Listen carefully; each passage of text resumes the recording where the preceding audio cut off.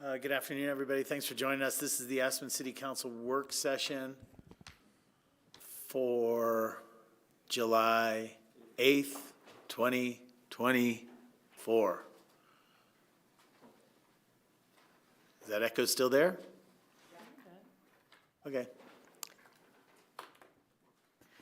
Good evening, Mayor, members of council. Jen Newton, I'm Senior Project Manager for the City Manager's Office.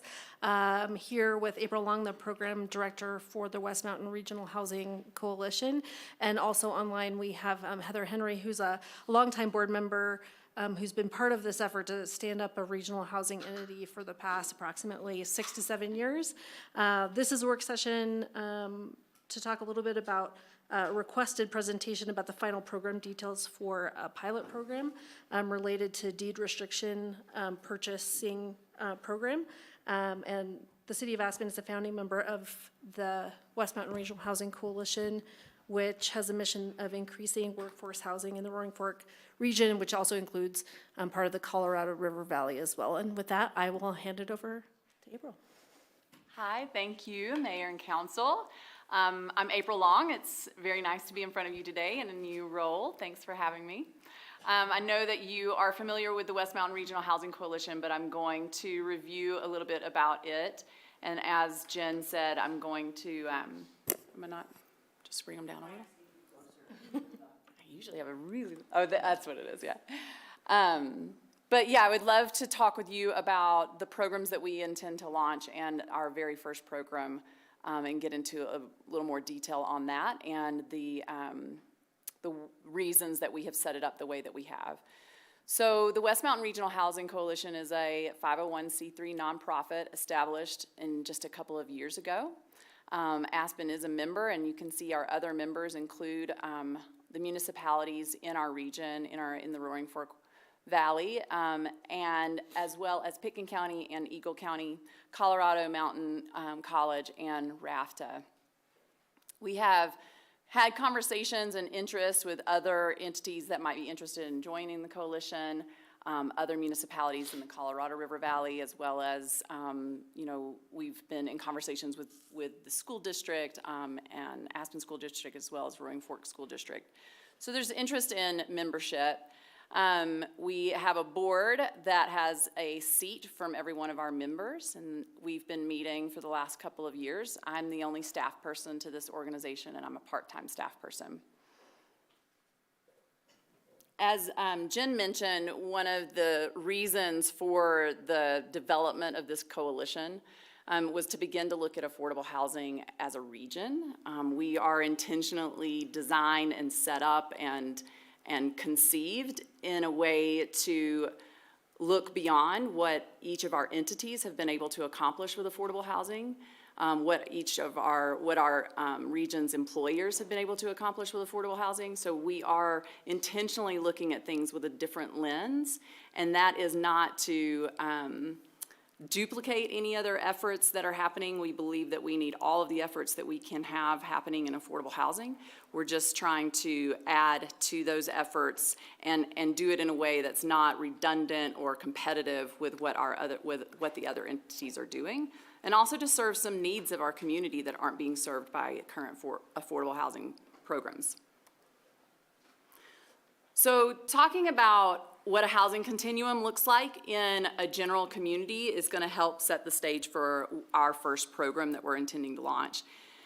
This is kind of like in a general traditional community across the country. The housing continuum starts with, you know, those that are in transitional and shelter situations and not earning incomes, up and around to what you'll see in the dead center is 100% median income.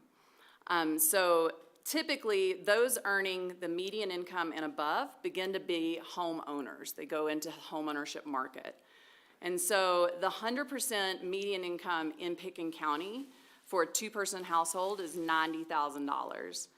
And I'll come back to this continuum in just a little bit to show you how it's shifted in our region.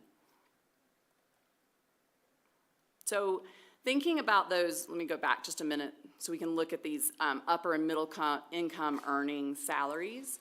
are generally, or those incomes are around 140,000 up to 160,000, or upper middle and upper income. Those are usually in home ownership by that point.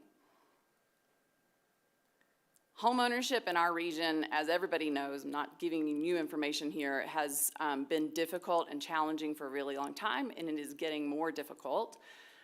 These graphs show that from 2015 to 2022, the affordability of a median wage earner in the Roaring Fork Valley dropped from 23% to 9%. That's that lower blue line. So 9% of our median income earners can afford a home in the Roaring Fork region. And then that really drastically has dropped in the Colorado River Valley, so that area between Glenwood Springs down to Parachute, from almost 80% affordability down to less than 40% affordability in 2022. So it has been bad, it is getting much worse. So this infographic we'll just spend a little bit of time on here. This is for a 3-person household. And so again, looking at the 100% median income for a 3-person household in Garfield County ranging to Pitkin County. So it ranges from about a 90,000 to 110,000. And we focus a lot on these median incomes because we're going to talk about what is affordable to those earning those higher incomes that should be in home ownership. So the median, if you use the general rule that a person shouldn't spend more than 30% of their income on their housing costs, then a person in Garfield County earning 100% of the median income could afford a $280,000 home. They could afford a $325,000 home in Pitkin County. As we all know, there is no such thing as a $325,000 home in Pitkin County. So that's not available. But let's look at if you're earning 200% of AMI or even 300% of AMI. Your affordability goes up to almost $1 million, which in any other community would be a really nice home, but again is a stretch to find one even on the market in Pitkin County here. So our highest income earners are not able to participate in the housing market. And so that's creating quite a bit of stress on our middle and high income earners. We're losing those. They don't have a place to participate in the housing market here. Another way to say what I'm saying is that generally if you earn an income here, you cannot afford to buy a home here. So taking numbers to reiterate this, these are numbers from December of 2023. This was just one snapshot of a month looking at the housing market in our area. In this one, all these slides are about to look the same. So this one is in Aspen. The median listing price in December was $2.7 million. That ranged from $32,000, which I can only assume is a part-time or a shared ownership portion, up to an $80 million home. So the median listing price was $2.7 million. And then I'll just show you what happens as we go down Valley, because I think those get a little more shocking. The median listing price in Basalt in December was $3 million. And the smallest home on the market at that point was $685,000. Even in Carbondale, the median listing price was $2.7 million. In Glenwood Springs, we're getting a little more affordability for those highest income earners at $900,000. And then even in Silt, the number is quite outrageous, $625,000 just for the median listing price. So this is not news. This is why Aspen's been in the affordable housing market forever. And many of our other communities have entered into the affordable housing market as well. And so looking at the programs that are offered stacked on top of each other for what those different housing programs in our region are offering, and then looking at the incomes across the bottom of what they are serving, you'll see that as you get into these median and higher income earning categories, we don't have a housing market that serves them. Our affordable housing market, rightly so, is very much looking at low income earners. And so now going back to that housing continuum, we have those that are earning 100% AMI and above that should be entering into the home ownership market are not, and they're also not being served, those over 150% AMI are not being served by our affordable housing programs either. And as I said, they can't afford to go into home ownership, they can't afford to get into the housing market here because all of the homes are out of reach. And so they're crunching the rental market. So they are in rentals, and they can afford to pay a much higher rent than what is typically expected in a rental market. And so if we could look at a program in a really large way, we would love to be able to turn the cogs on all of this and move those that are in, those high income earners into home ownership, freeing up the rental market for those who are typically in a rental market, and hopefully reducing the rates of what landlords are asking to something that's more reasonable for our renters. So how can we do this? We sometimes talk about the 4 C's of affordable housing. You can construct more affordable housing. You can conserve and convert existing homes into affordable housing. You can look at changing codes and policies to increase the opportunities for affordable housing. And then all of these things aren't possible without having funding strategies. So our board looked at all of these options, these problems that we're set up with, the goals of the Housing Coalition to look at something regionally innovative and look in spaces that are not currently being served by our affordable housing programs. And they looked at the best programs across the nation, and they also wanted to develop programs that would reach all of that whole continuum. So those that are in the rental market, those that want to be in home ownership, and those that are already in home ownership but struggling to make it meet here.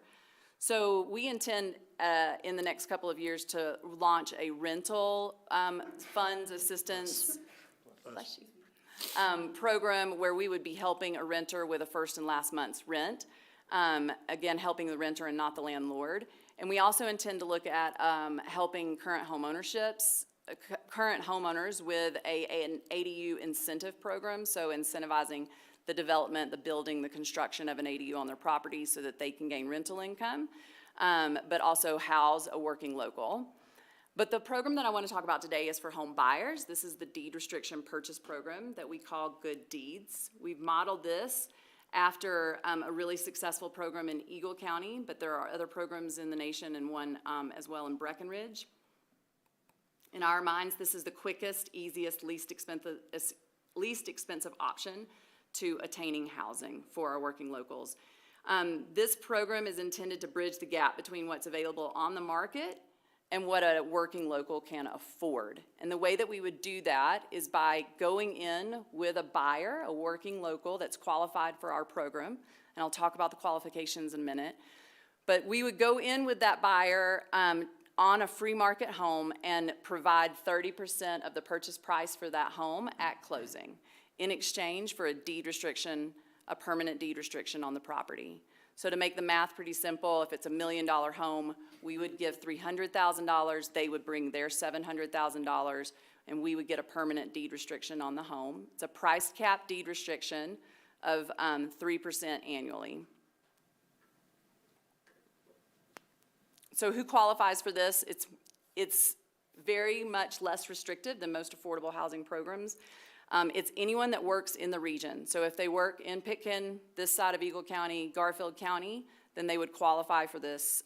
They need to work full-time. They need to have this be their primary residence. They can't own any other residential property anywhere. They can't rent it. It can't be a short-term rental. And they have to agree to this 3% simple interest annually. We have capital improvements we have a capital improvement schedule that can be accepted as well. And we would do this on homes up to a price of $1.5 million. And we have this graduated price scale that changes geographically just to reflect the market. So we'll go up to $1.5 million in Basalt and up Valley into Pitkin County and into the Aspen area.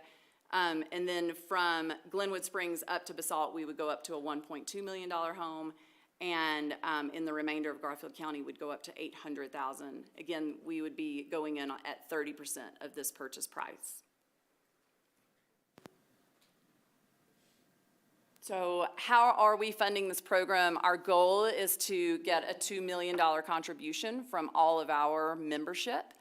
Pitkin County has agreed to $1 million, Carbondale $100,000, Snowmass $250,000, Glenwood Springs $200,000. We're here to talk to you about your potential contribution of $450,000, we're hoping. And I'll be talking to Basalt in August about their contribution. And then our bigger goal, we have a funding strategies advisory committee that we're working with on leveraging this funding amount with a philanthropic match. So our hope is to get a $2 million match from individual contributions, donors in this community. With that amount of money, we believe that we could do, with $2 million, we believe we could do 6 to 12 homes. Again, all depends on the price of the homes that we're going in on the deed restriction for. With $4 million, we think we could do 12 to 25 million. It's in our strategic plan that we do 30 homes by 2026.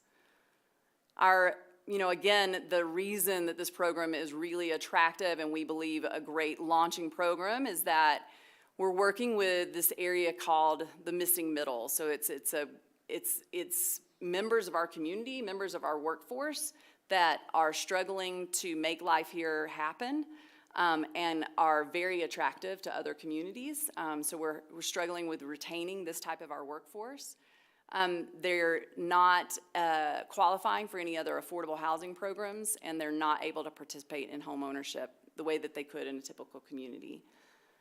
It also is a really attractive program because it doesn't require any construction. So when you think about how are we going to build more affordable housing, gain more affordable housing, all of the steps that are necessary for that, the permitting, the approvals, the utilities and the services, none of that has to be considered when we're talking about buying a free market home off of the free market and making it an affordable home.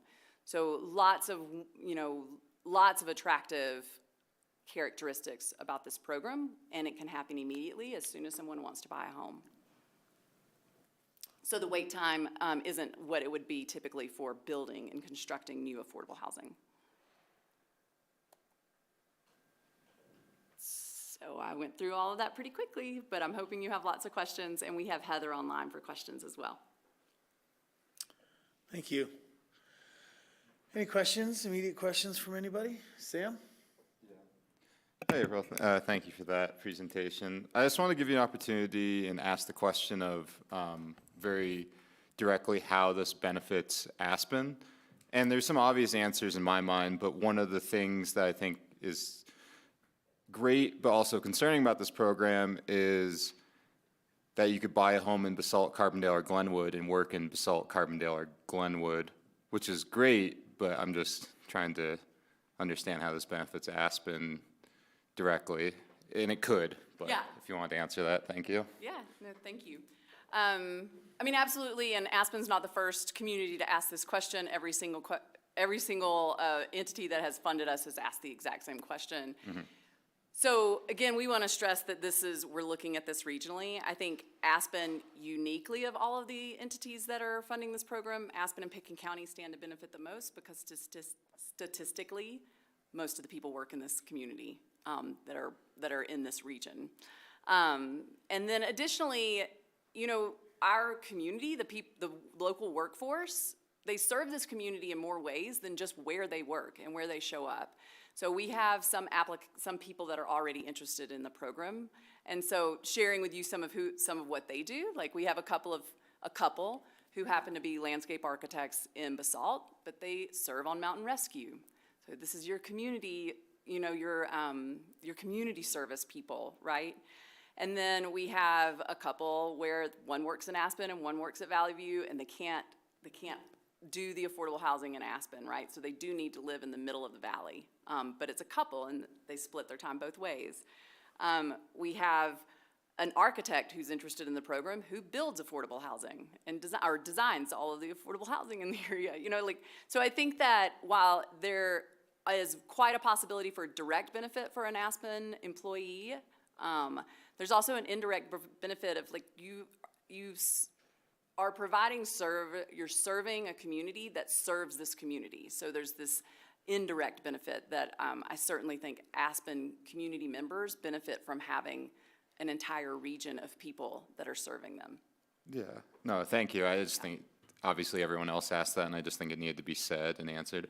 And And with that, I guess, expectation-wise, looking at the numbers and what you're talking about, I kind of worry that the homes in this valley are already appreciating to the level that they're going to be higher than what you had listed as far as Basalt, Glenwood, and Carbondale. Right. So, I mean, are we expecting people to buy condos? Because, like, there's not actually that many homes that are for sale at these prices. Right. Yeah, I hear you. I guess our thought is that the cost compared to building affordable housing versus buying something off the free market, this is certainly, let's say it's $1 million home at $300,000. That's much less than building right now in Aspen, Pickens County, which I believe is about $1 million a unit. Right. So we could do it for $300,000. So there's the benefit to what the funding that we're putting forward for that. The risk of could people actually afford to buy this? We're very hopeful, and there are homes on the market right now that are within this range. There are condos on the market in Pickens County that meet that can fall under that $1.5 million threshold. This is a pilot program, and if we're not able to purchase deed restrictions in the Pickens County area, then it will need to be modified and amended to do so, because we are very deliberately trying to make the opportunity to purchase in Pickens County and Aspen a possibility, so that we don't continue to perpetuate the problem where we have all of our workforce living down valley. Yeah, no, I appreciate that too. And then Yeah. last question on this would just be, does Eagle County do anything, or do you have any plans to help prevent greater appreciation of homes because they're being not subsidized, might be the wrong word, but people are going into these real estate negotiations with the potential help of West Mountain Region, and the seller might be apt to raise a price because they know that the buyer is getting help.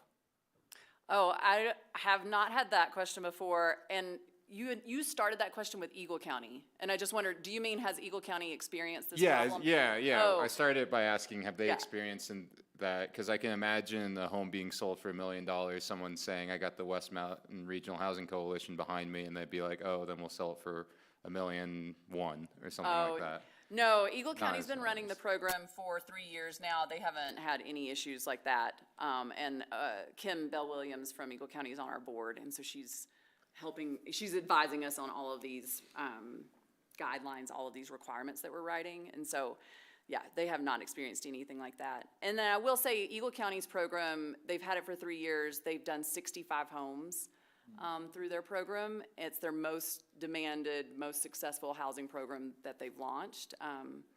And Breckenridge has a similar program. They've done 42 homes in 2 years. I always say last question, but I was wondering too, who controls the deed restriction? The West Mountain Regional Housing Coalition will hold the deed restriction. You will, okay. So you'll be your own housing authority. We will, yeah. We've been in conversations with APSHA and with Eagle County's housing authority there to talk about, what would be the level of participation that we could expect, and we believe that we could handle that level of participation that they're seeing. I think that if it, in a wonderful world, if that got to be much larger, then we would maybe enlist the help of other housing authorities. Yeah. And the unforeseen problems that we see now potentially with certain APSHA ownership units that need like repair and whatnot, and how that someone might say that falls on you, but you're just holder of the deed restriction, so being very clear about that. Right, yeah, thank you for that advice, yeah, will do. Thank you so much, April. Thanks, Sam. April, do you know, when we was talking about the Eagle County or Breckenridge and then Eagle County programs, do you know how much money those were, how much do they have invested? You said one program had 40-something. 40 homes, Breckenridge has done 40 homes. Do you know what did it cost them to do the deed restrictions on 40 homes? I don't, and I don't have Eagle County's numbers either, but I will say that Eagle County has been, their requirements are that they would go up to an $850,000 home. They're in the process of asking their board to change that and increase the value up to $1.2 million, because they're finding that home prices have increased, interest rates have increased. They're not able to serve all of the intended workforce that they had hoped to. And they're also seeing that majority of the homes are being purchased more in the gypsum area, and they want to spread that opportunity out throughout their community as well. But with 65 homes at up to 825,000, I'm imagining they've spent something like 40 million. Does that add up? Is it the Vale? No, not 40 million. $40 million worth of homes, so then at 30% of that would be like 12 million. Sorry. Is this the Vale and Deed program? Is that the Eagle County one? No. That's not the Eagle County one. And the Vale and Deeds one, I believe they don't purchase new homes. They'll provide the deed restriction on a, to a current homeowner. Buy down their mortgage, I think is the way that Vale and Deeds is doing it. Yeah, I just have their front page of their site up now. It says something about no appreciation cap, no income cap, no household size requirement. I probably have a couple other questions, but I'll see what everybody else has got. John? Just a quick one. I noticed Garfield County wasn't on the list of participating communities. Were they asked, or have they not been asked yet? I could take that one. So as of right now, Garfield County, we've only approached them to be members of the coalition, and they declined up until now to be members. We have not taken the program itself, so the deed restriction purchase program, to Garfield County. We're looking at some timing, both of elections as well as, there may be some, well, we know there's gonna be at least one new commissioner. So we've been looking at some timing. I think when we had that discussion, and it's been a while now, about being a member, there was more opening to participate in a program than there was at this point to be a member. We're also working with other jurisdictions in the Colorado River Valley, as that's really important to Garfield County as well. How many other folks along the Colorado River Valley might become members? So it's continuing to be on our list. Sometimes it's a nuanced conversation down valley, but we're excited to take this back to them. And the more we have 100% participation of our existing members, I think the stronger our story for Garfield County itself to participate in the program is going to be. Thanks. Questions at this time? Yeah, a couple of, I know when we had our last work session, and Sam, I think, reiterated this, that we're concerned with what I'll call a 150 fund drain, that we put money into housing for people that are not working in Pickens County or in Aspen. That's a concern of mine, and it was brought up and wondering if it's possible to have an initial sale has to be to somebody that is working in Pickens County. I know you said that every municipality, every funder is asked the same type of question. And I understand that housing is a regional issue, but those are 150 fund that came from real estate transfers primarily. And so if that would be a possibility for the initial sale to somebody working in Pickens County. We considered that question quite a bit when we were setting these guidelines. And also employers are very interested in having that provision provided for them as well. And at this time, this is a pilot program, and we're very intentionally trying hard to have a regional approach. And so not at this time. If we can't get the program continually funded because that is an obstacle that a community can't get over, then that might be something that we revisit eventually. But no, at this time, it's everybody's in for the region. Another question is that how many homes are in this medium price ranges in the 1.5 to 800K? And what is the quality of that home versus somebody that is renting in that category? Tough question. I'm sorry. I don't have the answer to how many homes are available in that market right now. Yeah, I'm thinking that a 1.5 million in Aspen is a studio apartment, or maybe in Pickens County, Phillips or something like that. And that quality of living experience may not even be up to what a rental is in that category. I thought I read in the memo that this would not be open to employers, that an employer could not purchase. And I question that if an employer has people living in it that are working in this area, why wouldn't we encourage that private sector investment? Heather, did you hear that question? I'm not sure I entirely follow. So the intention is that these are direct owners, so this program is for the workforce, but not for an employer to do a buy down and then a deed restriction and then just lease it back to their employees. Is that what you were asking, or something different? I don't understand why we wouldn't invite private sector entertainment or investment. That if a company needs key employees that work in Picken County or in Eagle County, in Carbondale, in Glenwood Springs, if an employer wanted to provide housing and it lessens the workload, one of April's selling points is that it frees up rentals in the sector. So why would we not want to encourage employer purchases? Of these deed restriction, like, we're just not, so we're gonna have, $2 million from member participation in the deed restriction purchase program. The finance committee's intent is to raise an additional $2 million. We're looking at that additional, call it philanthropic donation, to come from both private entities as well as potentially employers. That said, right now, that will also just be regional. So someone is putting their money in, and it might go to a deed restriction anywhere in the program area. And then we have longer term goals to look at how employers can participate.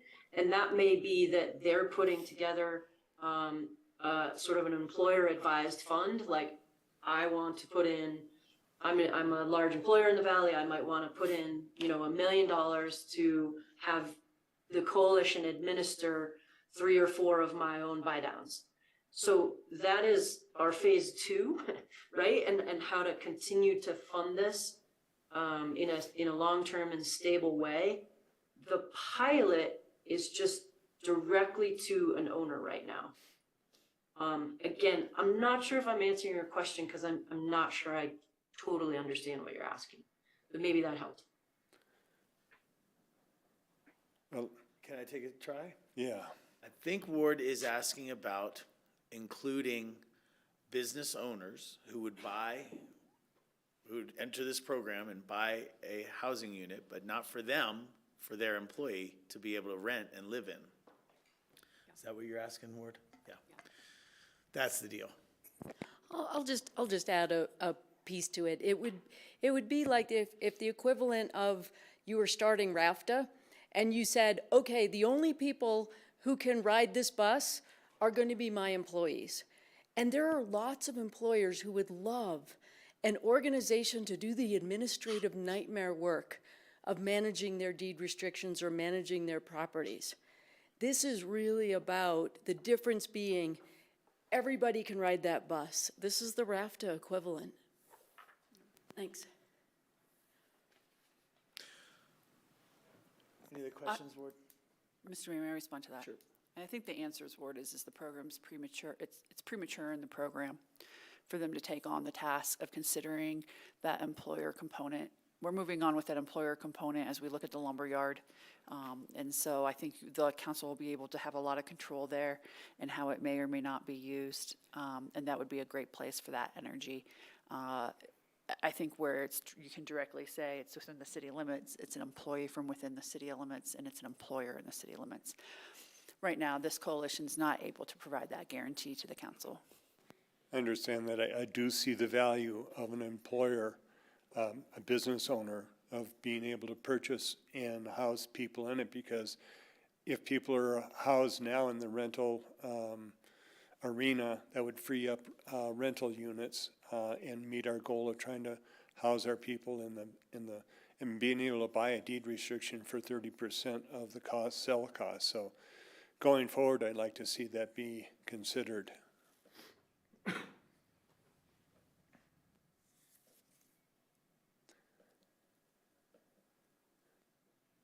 And what is, you say full employment, how many hours a year is that?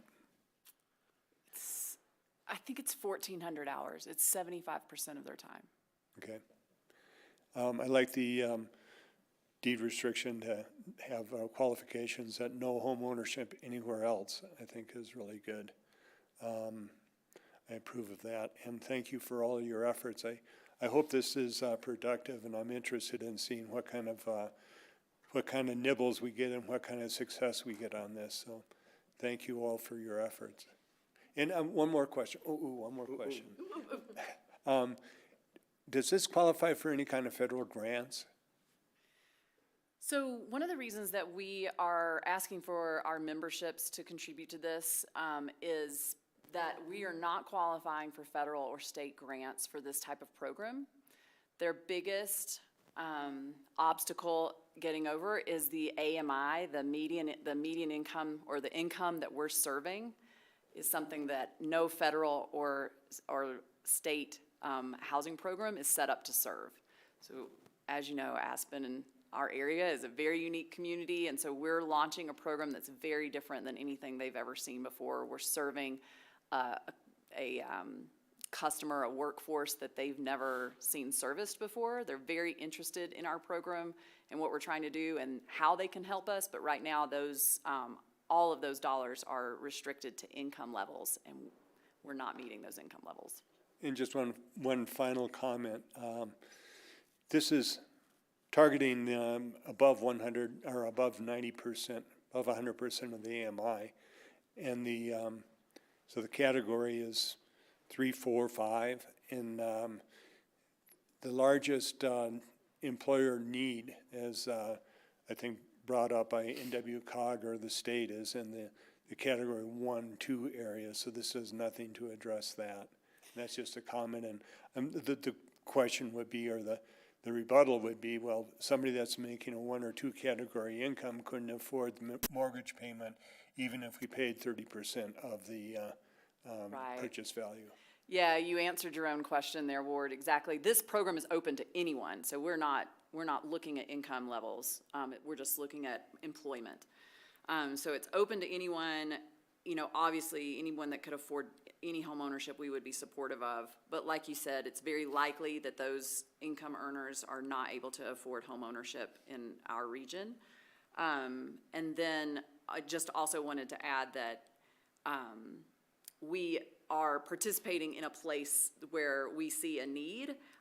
We know that there is still a very large gap in the units available to those lower income earners, and we're just trying to not be duplicative or redundant in everybody's efforts. So we're just identifying a different spot where there's a housing attainability need.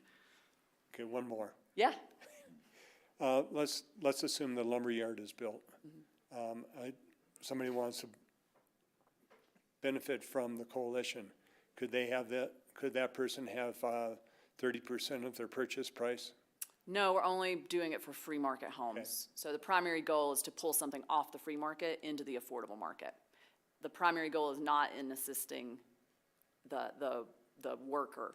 It's in pulling that into the affordable housing market. Thank you, Heather. Thank you, April. Thank you to your board. Thank you. Anything else, John? Sam? Comments? Sure. Oh, we're given direction, right? So, well, isn't this supposed to come back in a resolution at some point, depending on how we talk about this, or? Yes, it will, but that we are not at that. But you can definitely share your comments and how you feel about it. Absolutely. All right, correct terminology. Well, I was just going to say, I think it's worth the seed money. I do see every money spent here as an opportunity cost. And with that, I do kind of believe the city of Aspen probably could do this program on our own. It's a luxury we have. We actually have dedicated housing funds, and with that, we probably could give money with restrictions that we were looking towards to work in the Aspen or the urban growth boundary. But this goes beyond hope because there's been a lot of work done into it. It's a valiant attempt at development neutral housing, and it makes us a good community regional partner. So I think it's at least worth the initial seed money, and then it's a pilot program. We'll go from there. Thanks, Sam. I just wanted to offer my comments. I still have a lot of questions, not so much about how it works or, but really about the impacts for Aspen and our dollars going there. My other questions are really about how to best use our housing dollars. We have several projects coming up, as well as some work that's going on at APSHA that is looking at other programs to maintain and improve the current housing stock that we have in our program. So for me, I'm really going to have to kind of weigh against impacts from this program versus what our community needs up here. And while we do have dedicated funding, and we've been lucky enough to have voter support to support those efforts and those tax questions going forward, I do see a lot of needs coming up for the city of Aspen. I'm not sure at this time that I support $450,000 as we have earmarked or budgeted to potentially utilize in this program, but I could support something I'm thinking, but I'm not sure $450,000 is where I'm sitting at this time. So when we come back to this, what would help me is I would love more information about the two programs that you referenced, Breckenridge and Eagle County, and like to know more than just their website information. I'd like to know their numbers. I'd like to know some of their stories of success and some of their challenges. So I'd really like to know, I'd like to learn from the two programs that you were citing and find out, you know, maybe that'll answer some of my questions about impacts. Hopefully that's clear about where I sit with this. I support what you guys are doing. I just don't know that this is the best opportunity for our dollars, for our housing dollars, for Aspen Impact. I do want to say it's great to see you and Heather, even though you're not in the room. It's always great to see you as well. And I appreciate the work that you're doing. Any other comments before we move on? I'd also just like to thank April and Heather. This is a great step forward in development neutral. Thanks. Go out there and find some low-cost free market. You got it. Yeah. Thank you all. Thank Appreciate you. your time today. So what I'm hearing, Mr. Mayor, is to go ahead and prepare a resolution that provides direction and probably leave the dollar amount blank for debate. Is that what I'd I'm? appreciate that. That's what I think I'm hearing at the table. Please, if I'm wrong, let me know. Yeah, I think that we budgeted 450. Tori has a question about that. If we bring something back as a resolution to support this and then hammer out at the table, to what degree? That'd be great. Okay, thank you. Thank you. Thank you. Thanks, April. Thanks.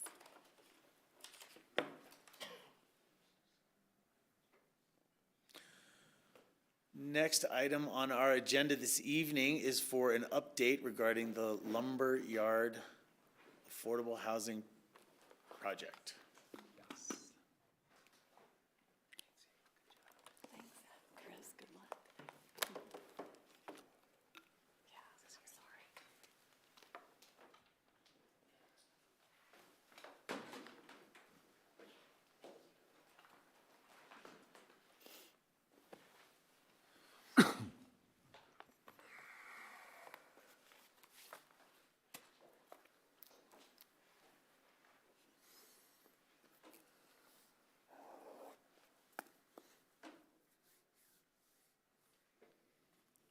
Is it okay if I go ahead and share my screen? Thank you.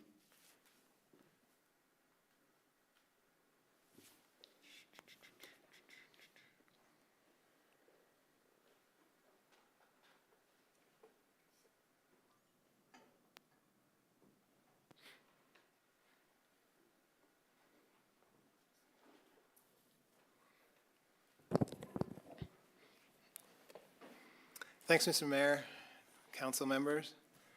I am Chris Everson with the City of Aspen. Affordable Housing Development Project Manager. I'm here with, you want to introduce Rob Schober, I'm the Capital Asset Director. Rob's my boss. We're here with a project update for the Lumberyard Affordable Housing Development.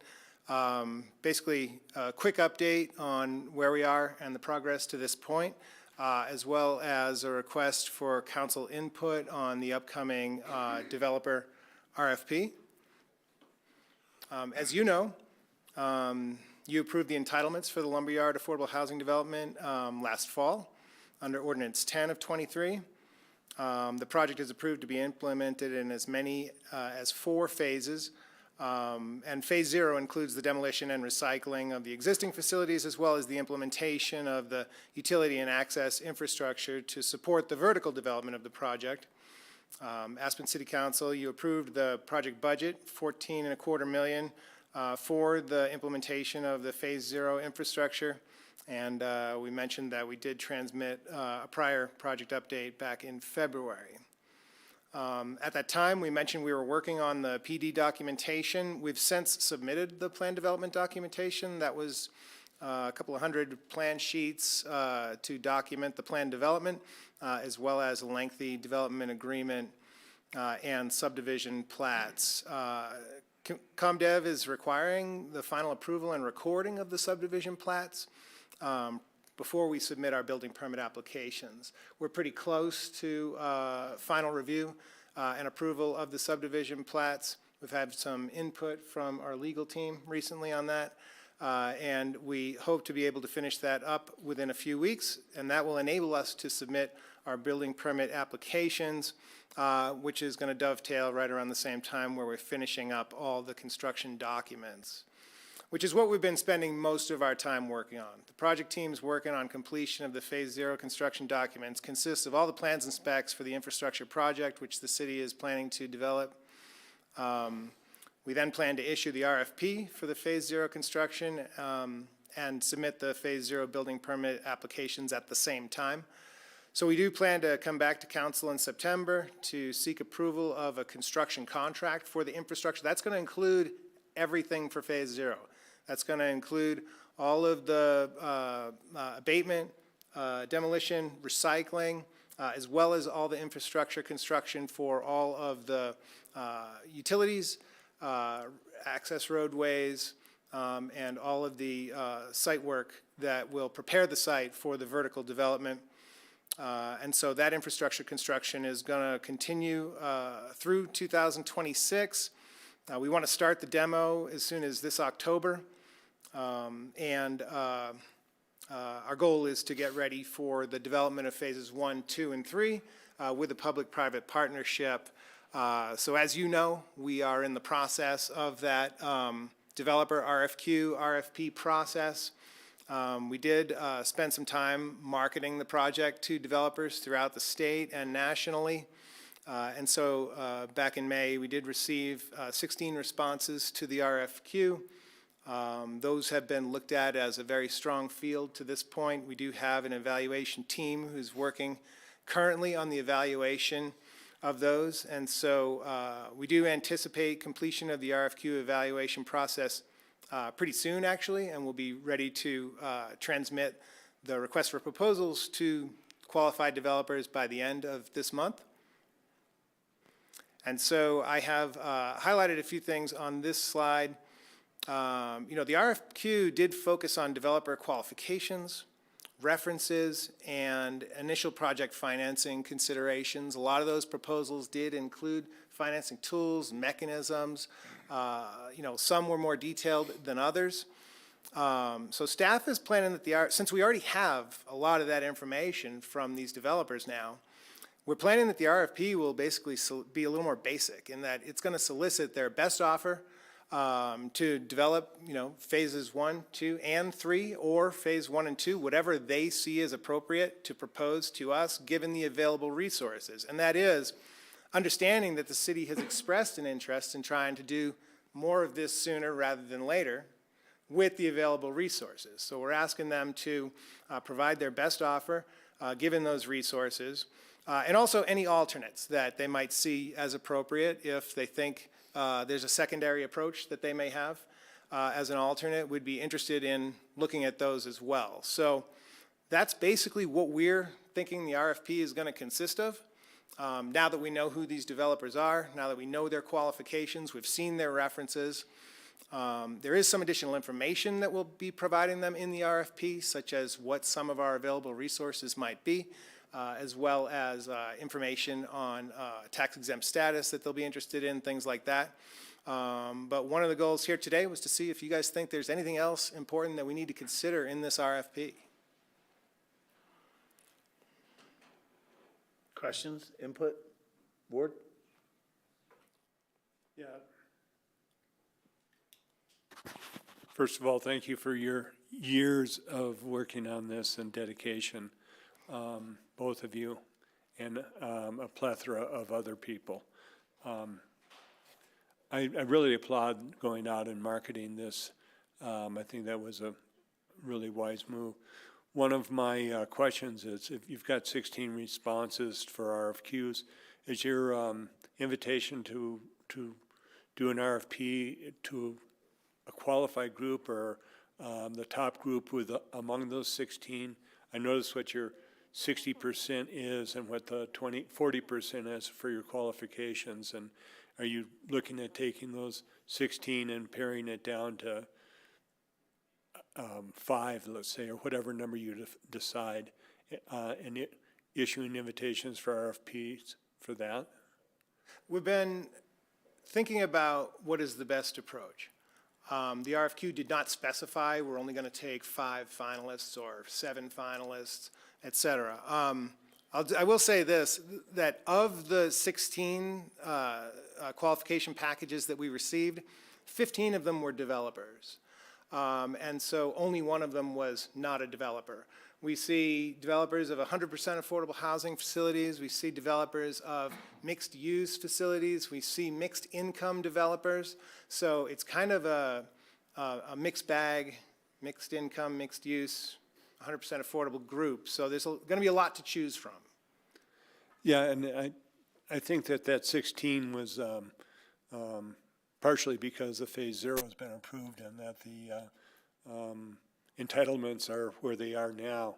So I think that when I've looked at like at NWCOG workshops, that people that want to invest in this kind are looking for the governmental hurdles to be already jumped over or limboed under or something. But we're at a position now where the infrastructure, the entitlements, and all of the governmental things are really taken care of. So I think this approach has really been beneficial to the community. Question, where was the increased lead? I live in the Superfund site, and I know that when lead was discovered, lead was discovered there, and the way that we got delisted is the question of bioavailability. So if you cap it, is it down where we wouldn't have to mitigate? Do we have to take the soil and take it to the landfill? Exactly, is there a way just to cap it and not have to mitigate beyond that? We think that there's going to be a certain amount of soil that we're going to have to remove and use a particular protocol to meet all of the regulations to do that properly. Right now, one of the things that is a bit of a thorn in my side is we're trying to figure out exactly how much area we need to remove and how much volume of soil we need to remove. So we have to go back out there and do some additional drilling to try to ascertain exactly the extent. We don't think that it is a huge problem. It is kind of routine abatement, and it is limited to 2 locations on the site, one near the driveway entrance where there is a lot of snow storage that has occurred in the past, right by the front entrance to the lumberyard. And then the other area is actually over on the mini storage site where there was a lot of fill that was placed. If you drive into where the Comcast building is, the Comcast office, to your right, there's a couple of mounds there, and those mounds are all fill, and we found some lead in some of that fill as well. So it's going to cost us some nominal amounts to have it removed and follow those regulations. but it is part of a routine abatement, just like the abatement that I talked about related to some of the asbestos-containing materials, which we long anticipated would be, particularly in that retail building. Yeah, Michael Kinsley, bless his heart, brought in EPA's attention to lead in the smuggler area, and I don't want to get the EPA involved in this if we don't have to. And if there's a way to cap instead of move the minimum amount of work to be done to make sure that it's not bioavailable, that's a concern for me, because you and I, Chris, live in that Superfund site, and we know what that has entailed. But again, kudos and chapeau, and I'm good with going forward with what we have. Thank you. John? Same. Had some concerns about the soil, but it's not like this hasn't been done before in other places. I'm thrilled that the process is moving along as quickly as it is. Keep up the good work. Thanks, John. Sam? Yeah, I really appreciate this discussion, first and foremost. As a rookie member of this council, going through the RFP process has been one of the steepest learning curves for me, so it's nice to have this discussion. And with that, I don't have any questions, just want to hammer home some points that you had already made, which is the most cost-effective is one side of the coin, while the other side of the coin is doing this as quickly as possible. So I do just want to say I appreciate developing as much of the project as possible at one time. I do think that is where priority should be given, as long as it's cost-effective. And I don't necessarily have a solution to this, but I just wanted to bring it up again, that traffic is obviously a big deal when it comes to this development, and I don't know if there's going to be any RFPs that have anything to do with traffic and traffic abatement, but if they are, I would give them a second listen or pay a little close attention to them as far as them trying to address a major problem that this could potentially create given the parking situation over there. But beyond that, what I just stated is really what I hope to see out of this project as quickly as possible and as cost efficient as possible. Beyond that, I think I hope this gets done a lot sooner rather than later, given the projections that we were looking at last fall heading into the 2030s. And it sounds like there's a tremendous amount of interest, so whoever does win this RFP, I expect them to be pretty tremendous. So, thank you. Thanks, Sam. I appreciate what you've highlighted here. I think I agree with all three of these bullet points. I just wanted to give my appreciation to the third one, that when it says alternate proposals, really, I just respect that as saying, hey, we're open to listening to what these guys bring to the table. If there's some expertise or perspective that they want to share, then we're open to it. I really appreciate that. Yes, your second bullet point is correct. We have often talked at this table about the possibility of moving that phasing timeline up and putting it all together. So anyway, I just appreciate what you've put together for us here. I'm glad that this is moving forward. And I think having 16 respondents is a really good sign. And I think from there, we'll be able to find some really great, qualified, and enthusiastic partners. So thank you so much. Okay. Any other questions, comments, suggestions? Thank you. Do you need anything else from us? All right. Thank you, gentlemen. Thank you, guys. And ladies that aren't here.